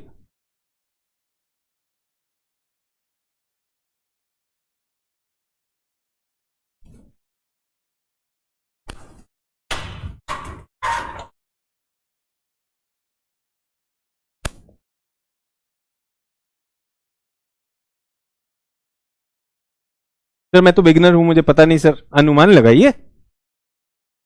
तो पृथ्वी बिग बैंग से बनी, आग के गोले से बनी, ज्वालामुखी से बनी। आग का गोला था, फिर वो ठंडा हो गया सर, बिग बैंग से बन गई, ये बात है। तो ये मैं आपको बताऊंगा मंडे को। मंडे को जो हमारी क्लास होगी वो अंतरिक्ष से शुरू होगी। अंतरिक्ष के सारे रहस्य क्या हैं उन पर बात करेंगे। किस तरह से ब्रह्मांड यूनिवर्स बना, किस तरह से सेलेस्टियल बॉडी, ब्रह्मांड में जो पिंड होते हैं, आकाशीय पिंड, सेलेस्टियल बॉडीज, वो कैसे बने उनकी बात करेंगे। उसके बाद सूर्य और सौर मंडल, उसकी बात करेंगे। उसके बाद पृथ्वी की उत्पत्ति की बात करेंगे, ग्रहों की बात करेंगे, उपग्रहों की बात करेंगे। लेकिन ये सारा का सारा भूगोल नहीं है, ये सारा क्या है? एस्ट्रोनॉमी। एस्ट्रोनॉमी किसका क्षेत्र है? एक वैज्ञानिक का क्षेत्र है, साइंटिस्ट का क्षेत्र है। क्या मैं वो वैज्ञानिक हूं? नहीं, मैं तो नहीं हूं। मैं क्या हूं? मैं तो भूगोल पढ़ाने वाला हूं। फिर हमें ये क्यों चाहिए? क्योंकि ये जो पृथ्वी है ना, ये हमारा कच्चा माल बनेगी। क्योंकि भूगोल किसका अध्ययन करेगा? पृथ्वी का अध्ययन करेगा। तो पृथ्वी कैसे बनी वो जानना होगा भूगोल के लिए, बट उसके लिए हमें किससे दोस्ती करनी पड़ेगी? एस्ट्रोनॉमर से। अच्छा, उसके बाद हमें पता चलेगा पृथ्वी के गर्भ में, पृथ्वी के गर्भ में बहुत सारी चीजें हैं।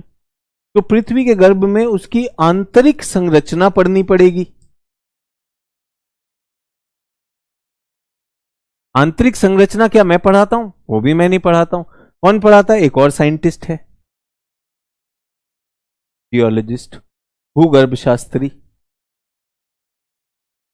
उनसे भी मेरी दोस्ती है, मैंने उनसे भी सीख लिया है, उनके भी समझ आ गया, तो उससे मैं पृथ्वी पढ़ूंगा।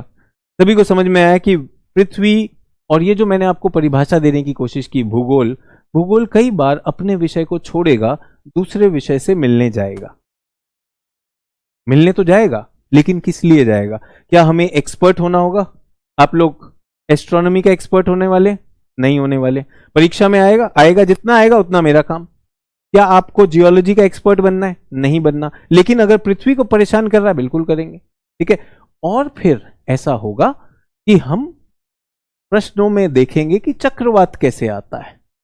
चक्रवात पृथ्वी पर, हाँ, पृथ्वी पर आता है कि नहीं आता है? तो चक्रवात कौन लेकर आता है? तो ये आती है जलवायु दशाएं। तो इनको कौन पढ़ता है? इनको पढ़ता है जलवायु वैज्ञानिक, उसका नाम है मीटियोरोलॉजिस्ट।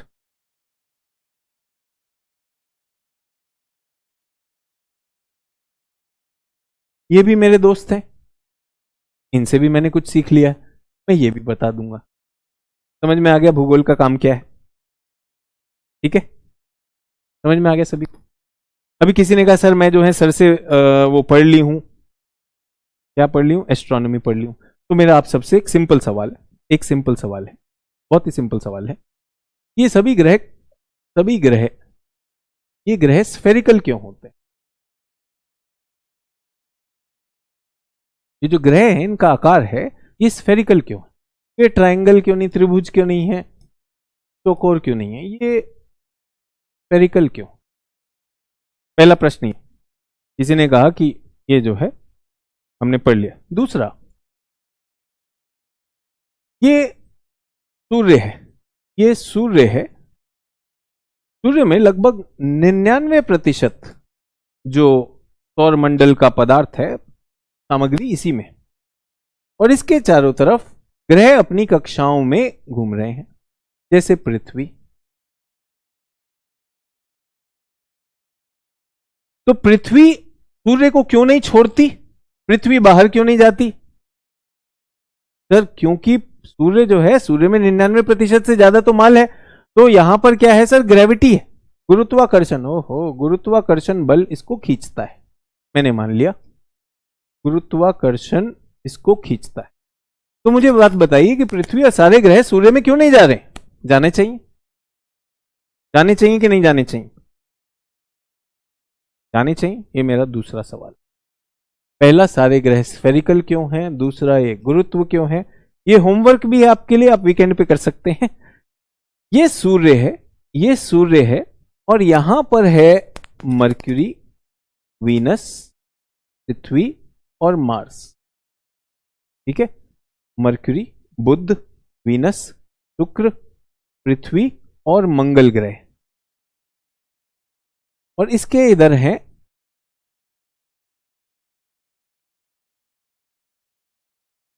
जुपिटर, बृहस्पति हो गया, शनि हो गया, सैटर्न, अरुण, वरुण, यूरेनस। ये कहा जाता है कि ये कम घनत्व वाले हैं, कम घनत्व है, ये गैसीय पिंड हैं, ये गैसीय हैं। और सबसे कम घनत्व वाला ग्रह है, सबसे कम घनत्व वाला ग्रह है सैटर्न, सबसे कम घनत्व। और सबसे अधिक घनत्व वाला ग्रह है पृथ्वी, घनत्व सबसे अधिक पृथ्वी का है। मुझे ये पूछना है कि ये वाले अधिक घनत्व वाले क्यों हैं, ये वाले अधिक घनत्व वाले क्यों हैं और ये वाले कम घनत्व वाले क्यों। अब ये जवाब दे दीजिए, ताकि मैं थोड़ा सा, किसी ने कहा कि भाई सर हमें पता है, हम तो पढ़ चुके हैं, बता दीजिए। रुचि सिंह ने बहुत अच्छा एक जवाब दिया, तो सभी लोग मुझे बताइएगा, सभी लोग मुझे बताइएगा कितनी कितनी बढ़िया जवाब दिया है।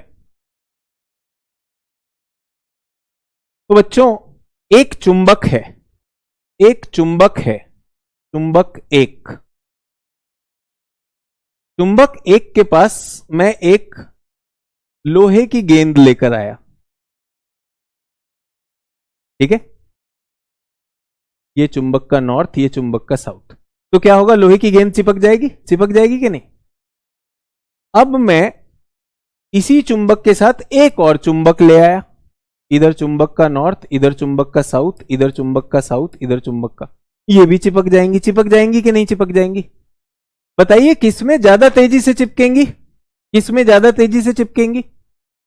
दोनों चिपकेंगे ना, ए में ज्यादा तेजी से चिपकेंगे या बी में, जल्दी से बताइए। मैं तो यार ज्योग्राफी को ज्योग्राफी बनने से पहले तो आनंद तो लें। सर बी में ज्यादा तेजी होगी, क्यों, क्योंकि यहां ये भी अपना बल रखता है खिंचाव, और ये भी बल रखता है, डबल बल से जाके चिपक जाएंगे, चिपक जाएंगे कि नहीं चिपक जाएंगे। यहां पर भी चिपकेगा, लेकिन ये तो चुंबकत्व नहीं है, तो मुझे लगता है ज्यादा तेजी से चिपकेंगे। तो अभी किसी ने उत्तर दिया कि सर सूर्य है, सूर्य का अपना वो है गुरुत्वाकर्षण, पृथ्वी का भी तो गुरुत्वाकर्षण है सर, पृथ्वी का भी। तो भाई पृथ्वी का भी गुरुत्वाकर्षण है, सूर्य का भी गुरुत्वाकर्षण है, तो पृथ्वी और तेजी से अंदर जानी चाहिए। ये क्या लॉजिक हुआ, कोई ये लॉजिक हुआ कि क्योंकि पृथ्वी के पास भी गुरुत्वाकर्षण है इसलिए वो सूर्य के अंदर नहीं जा रही। भैया और जल्दी से जाएगी, कैसा जवाब दे रहे हो, ये कहां से पढ़ लिया भाई, ये कैसा जवाब हुआ कि पृथ्वी, ये ग्रह सूर्य के अंदर इसलिए नहीं जा रहे क्योंकि इनके पास अपना गुरुत्वाकर्षण है, अपना गुरुत्वाकर्षण है, दोनों खींच रहे भाई, दोनों जाएगा। कौन सा साइंस की जान ले रहे हो भाई, कहां से लेकर आए आप खुद बताइए यार, कैसे होगा। सर ऑपोजिट ग्रेविटेशनल फोर्स, ये कौन सी आई है, मुझे तो यही पता था, न्यूटन साहब तो यही बता गए थे, उसके बाद न्यूटन साहब आए होंगे तो कुछ और होगा। न्यूटन साहब ने बताया कि जब भी दो पिंड होते हैं, एक पिंड और दो पिंड, इनका मास 1 m2, तो इनके बीच का जो गुरुत्व बल होगा जो दोनों को साथ में लाएगा वो m1 m2 by r square होगा, होगा कि नहीं होगा। कह रहा विपरीत दिशा में क्यों जाएगा भाई, विपरीत दिशा में गुरुत्व से क्यों जाएगा, सोच के देखिए Rahul Kumar ji. Opposite gravitational force, ये तो हम कभी नहीं सुने थे, कहां से लाए, कौन साइंस पढ़े हो भाई। एक बोला बिग बैंग से आ जाएगा,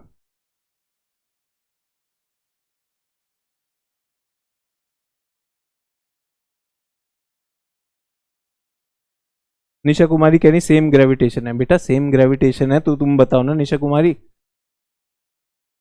एक लड़के को लड़की पसंद है, उस लड़की को लड़का भी पसंद है, अब दोनों एक दूसरे के समीप आएंगे या दूर जाएंगे। आप बोलो इसके पास भी गुरुत्व है, इसके पास भी गुरुत्व है, दोनों के पास गुरुत्व है, तो दोनों मेरे ख्याल तो साथ आने चाहिए, बाकी आप ज्यादा जानते हो। हाँ अब कुछ बच्चों ने सोचना शुरू किया, एक आया डेंसिटी लेकर आया, ये बैलेंस ऑफ ग्रेविटी क्या होता है सचिन कोहली जी, ये बता दीजिए मुझे, मुझे समझ में नहीं आया ये क्या होता है। मेरे पास ये कलम है, ये नीचे पृथ्वी है, मैं इसको छोड़ के देखता हूं, नीचे पृथ्वी खींच रही है ना, ये गया नीचे गया, और भी कुछ है मेरे पास गिराने के लिए, चलो ये डब्बा में गिरा सकते, ये भी गया। बैलेंस कैसे होता है बताएंगे जरा मुझे? ये बढ़िया बता रहे हैं सर, बैलेंस हो गया। बैलेंस तो हो रहा है बच्चों, बहुत सरल उत्तर है। और क्योंकि आप रटी रटाई चीजों पर, पढ़ी पढ़ाई चीजों के अलावा कुछ नहीं जानते, इसलिए यूपीएससी में हम प्रीलिम्स गलत करके आएंगे। अगर ये अंदर की तरफ खींच रहा है, सूर्य भी और पृथ्वी भी दोनों खींचेंगे भाई, कोई बल ऐसा है जो बाहर की तरफ ले जा रहा है और वो इसको रोक रहा है। वो बल बहुत से लोग मिल चुके हैं, बहुत अच्छी बात है कपिल बेटा, सेंट्रीफ्यूगल बल, अपकेंद्रीय बल। कोई भी चीज वो देखो स्टेबल रहेगा, अबे स्टेबल क्या रहेगा, इस तरह से घूमती भी। आपने वो देखा है सर्कस में दिखाते हैं सिद्धांत, तो सर्कस में लग जाता है। कभी देखा मौत का कुआं, उसमें मोटरसाइकिल दीवार पे चलती है, नीचे नहीं गिरती है, क्यों नहीं गिरती है? बहुत सिंपल 9वीं क्लास का विज्ञान, अपकेंद्रीय बल, सेंट्रीफ्यूगल फोर्स आपको बाहर फेंकता है, गुरुत्व आपको अंदर खींचता है, दोनों में जहां संतुलन हो जाता है वहां पर ये घूमते हैं। बट रटा रटाया कहीं पे प्रश्न तो पूछते ही नहीं, प्रश्न तो पूछने का दौर ही नहीं रह गया भाई, दस्तूर ही नहीं रह गया है कि नहीं सर? दोनों में बल है और एक का ऑपोजिट ग्रेविटी है, एक का ये ग्रेविटी है। इसीलिए बोला ये जो आईएएस होता है ना, ये आईएएस एक ही काम करता है, ये प्रश्न करता है, ये अपनी सोच रखता है, ऐसे ही नहीं मान लेता कोई भी बात। इसका काम है समन्वय बिठाना। समझ में आया सबको? सेंट्रीफ्यूगल बिल्कुल नरेश ने कहा, जिस प्रकार से हम पत्थर पे एक रस्सी बांधकर, अगर मैं इस पर एक रस्सी बांध दूं और वो पत्थर नीचे होगा, अगर मैंने घुमाना शुरू किया तो पत्थर ऐसे घूमेगा, नीचे नहीं गिरेगा। अब केंद्रीय बल, ये तो सभी को पता है भाई, लेकिन लॉजिक नहीं लगाया, बिल्कुल लॉजिक नहीं लगाया इसलिए, ठीक है? तो बहुत से लोगों ने अपकेंद्रीय कहा था, बिल्कुल सही कहा था बच्चों, ऐसा मत सोचो। लेकिन मैंने आपसे कहा ना क्लास में कौन है, आप और मैं हूं, लेकिन बीच में कोई आ जाता है, वो कहता है सर संतुलन हो गया, इसका ग्रेविटी उसका ग्रेविटी। अबे दोनों का ग्रेविटी होगा, दोनों मिल जाएंगे कि नहीं मिल जाएंगे? ठीक है? कोई बोला हम कब से बोल रहे थे? बेटा आप बोल रहे थे, मैं मना नहीं कर रहा हूं, लेकिन बीच बीच में बहुत सारी चीजें भी तो, जानकारी भी तो आ रही थी। चलिए दूसरा प्रश्न कोई बताएगा मुझे, ऐसा क्यों है बच्चों कि ये सारे एक साथ हैं और ये ग्रह सारे स्फेरिकल क्यों हैं? ये बता दो यार। मैंने सब पढ़ लिया सर, मैंने तो ये यूट्यूब रील देख ली थी सर, उसी में सब आ गया था। ग्रह गोल क्यों है? अंजलि कह रही ग्रह गोल क्यों?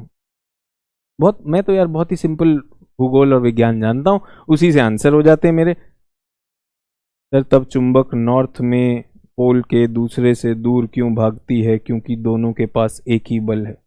अभी सिंह जी सिंपल साइंस आती नहीं, चुंबक में जा रहे हो, जिसे कहते हैं ना जितनी चादर उतने पैर, हवा मत दो, तुम तो विज्ञान थोड़ा बहुत हवा में ही दे रहे हो। हाँ जी, ये बहुत अच्छा, किसी ने कहा घूर्णन के कारण। प्रभात कुमार का उत्तर एकदम सही है, सेंट्रीपिटल फोर्स नहीं है। पानी की बूंद, पानी की बूंद हम पर गिरती है, सभी बच्चे पानी की बूंद हम पर गिरती है, कौन सी शेप होती है पानी की बूंद? पानी की बूंद जब आपके ऊपर गिरती है कैसी आती है? देखिए कभी पानी की बूंद XYZ कौन सी होती है, जल्दी से बताइए। बहुत अच्छी बात है हेमंत कौशिक, बिल्कुल सही उत्तर बताया, पृष्ठ तनाव।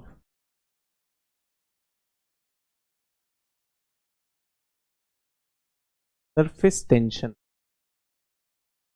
जब भी कोई तरल पदार्थ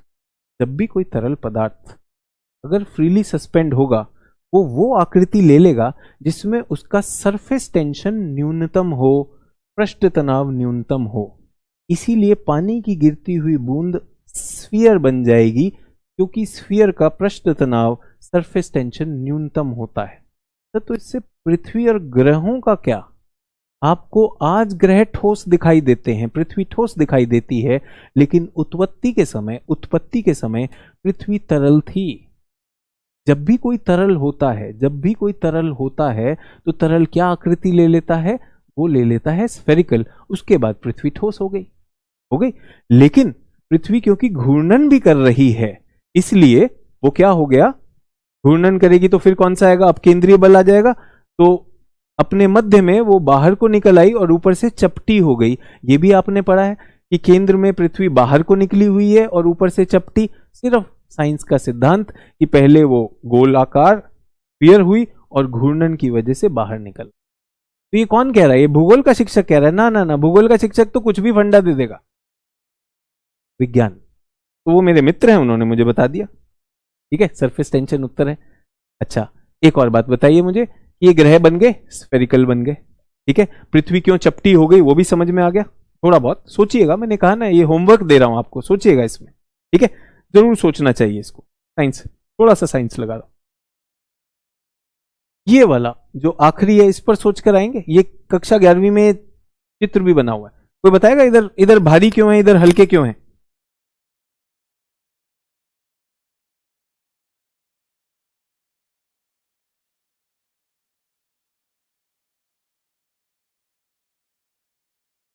सर एक स्टोन से बने हैं, एक गैस से बने। तृप्ति कुमारी वही तो प्रश्न है कि ये चट्टानों से बने, ये रॉकी प्लैनेट कहलाते हैं, ये रॉकी प्लैनेट कहते हैं, और ये गैसीय प्लैनेट। तो ये रॉक से क्यों बने, ये क्यों नहीं गैस से बने, और ये क्यों रॉक से नहीं बने? है किसी के पास कोई? सनस्टॉर्म की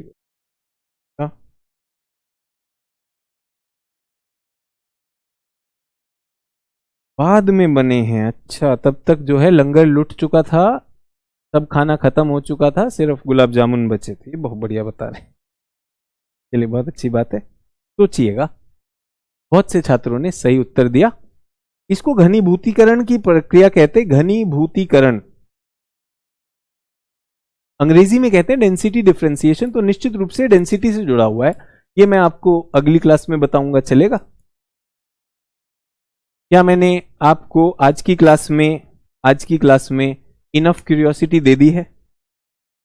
देखिए, कई एग्जाम ऐसे होते हैं जिनमें प्रश्नों के उत्तर बस रट भर के जाना होता है। यूपीएससी के एग्जाम में आपने फिर देखा होगा ऐसे कथन आ गए कि अगर आपके कॉन्सेप्ट क्लियर नहीं है, कि क्योंकि सूर्य के पास भी वो है क्या ग्रेविटी, अर्थ के पास भी ग्रेविटी, इसलिए अर्थ घूमेगी, अंदर नहीं जाएगी। ये तो लॉजिक डिफाइंग है, दोनों के पास ग्रेविटी है, दोनों चिपक जाएंगे। ग्रेविटी तो दोनों को साथ में लाएगी। क्या चीज है जो उसको अंदर नहीं जाने देगी? ये जो चीज है, ये यूपीएससी के प्रश्नों में चैलेंज आता है जब आपको सोचना होता है। तो आशा है आप लोगों को ये सोच से शुरुआत हुआ है। इन सारी चीजों को हम कार्य करेंगे। मेरे पास एक सहायक किताब, क्या है किताब मैंने क्लियर कर दी। आप जिस भी श्रेणी के छात्र हैं इस समय, मैंने सभी श्रेणियों के छात्रों के लिए कुछ ना कुछ बताया है। आप अगर मेरी क्लास के लिए अभी तैयार हैं, क्योंकि आपने थोड़ा बेसिक ज्योग्राफी कर ली है और आप भौतिक भूगोल को लिए तैयार हैं, तो बिल्कुल आप यहां से शुरू। लेकिन अगर आप बिल्कुल बिगिनर हैं और पहली क्लास में आए हैं आज, तो मेरे ख्याल से आपको ये करते रहना चाहिए धीरे धीरे, और मेरे साथ आ जाइएगा और ये अपने खाली समय में करिएगा। सभी लोग क्लियर हैं? डेंसिटी डिफरेंशिएशन क्या है ये सब बताऊंगा। अंसारी कह रहे हैं सूर्य से दूरी होने के कारण हल्के हैं। तो बेटा दूरी होना तो कोई कारण नहीं होता है ना, दूरी होना तो कोई कारण नहीं है। आप मुझे पता नहीं अंसारी एसके जो हैं, आप किस राज्य में, भारत के किस राज्य में हैं? आप मुझसे ज्यादा दूर हैं तो आपका घनत्व कम हो जाएगा, और जो मेरे पास है उनका घनत्व ज्यादा हो जाएगा। कोई आधार तो होगा ना बेटा। ऐसी बहकी बातें किसी उड़िया उड़िया के सेवन के बाद की जाती हैं, विज्ञान और भूगोल की क्लास के बाद ऐसी बात नहीं की जाती, ठीक है।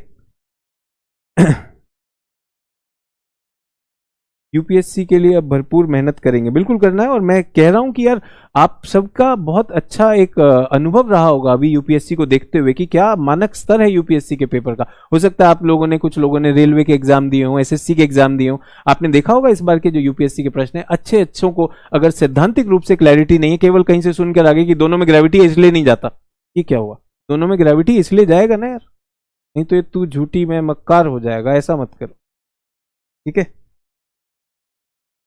चलिए बहुत ज्यादा नहीं, मैंने आपसे कहा था 70 से 90 मिनट में समय हो गया, और आज की क्लास केवल आप सबसे मिलना था और आप सबका एक बार फिर से जोश और होश दोनों चीजें मांगनी थी। तो अपनी एटलस रखिएगा, अपनी किताब रखिएगा, ये किताब होनी चाहिए अगली क्लास में। और मेरा आप सबसे अनुरोध है कि इसका स्पेस का चैप्टर पढ़ लीजिएगा। आपके मटेरियल में थोड़ा केजीएस की वेबसाइट से भी परिचित हो जाइए, और जो हमारा ऐप है, ऐप में आपका नोट सेक्शन है, नोट सेक्शन में भी इससे संबंधित आपको चीजें दे दी जाएंगी। और क्लास में कितने लोग हैं? आप और मैं। बीच बीच में मैं इसलिए देखता हूं क्योंकि मेरे प्रश्न ऐसे होते हैं, मेरी शैली जो है, मैंने कहा हर टीचर की अलग शैली होती है, मेरी शैली ये है कि जो मैं पढ़ा रहा हूं आप तक पहुंच रही है, नहीं पहुंच रही है। मुझे, आपने देखा होगा कि भूगोल की परिभाषा में भूगोल कुछ अलग ही दिखता है। मुझे भूगोल एक अनुभव दिखता है जो कई विषयों तक मुझे लेकर जाता है, उन सब की समझ मैं एक साथ लेकर आता हूं। ऐसी कोशिश मैंने विश्व के भूगोल में भी की, ऐसी कोशिश एक आईएएस अपने करियर में भी करता है, और आपको भी करना होगा। ठीक है, तो बहुत बहुत धन्यवाद, गुड नाइट। मिलेंगे अब मंडे को, 2 दिन का समय इसलिए है। अगर आपका कुछ विश्व भूगोल का रह गया तो उसे कंप्लीट कर लीजिए, अगर आपके कुछ डाउट्स हैं तो उन्हें अपने पास रख लीजिएगा। Will meet you on Monday. भाषा हिंदी इंग्लिश मिक्स रहेगा। अगर आपको कोई चुनौती है कि आप हिंदी नहीं समझते हैं, तो मेरी हिंदी इतनी है कि आपको समझ आनी चाहिए। बहुत ज़्यादा क्लिष्ट हिंदी नहीं करता हूं, पर थोड़ी बहुत आनी चाहिए क्योंकि आप उस भाषा में पढ़ेंगे। और अगर आप इंग्लिश मीडियम में परीक्षा लिखने वाले हैं तो प्लीज़ इंग्लिश की एनसीईआरटी पढ़िए, और हिंदी में देने वाले हैं तो हिंदी की एनसीईआरटी पढ़िए, उसमें चेंज नहीं करेंगे। ठीक है, धन्यवाद, गुड नाइट, जय हिंद।